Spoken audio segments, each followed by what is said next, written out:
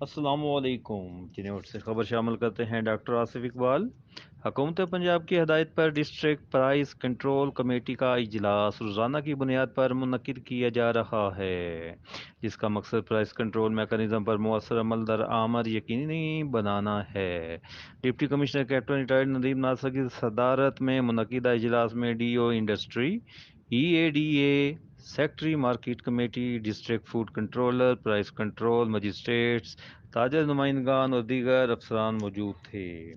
اجلاس کے دوران اسٹارٹا کی سپلائی، فروخت، مختلف بنیادی اشیاء کی قیمتوں کا تقابلی جائزہ پیش کیا گیا۔ ڈپٹی کمشنر نے کہا کہ ضلع میں پرائس کنٹرول میکانزم پر حکومتی ہدایات کے مطابق عمل درآمد یقینی بنایا جائے اور مارکیٹوں بازاروں میں پرائس لسٹ کی موجودگی کے ساتھ صارفین کو کنٹرول قیمت پر اشیاء کی دستیابی جاری رہنی چاہیے۔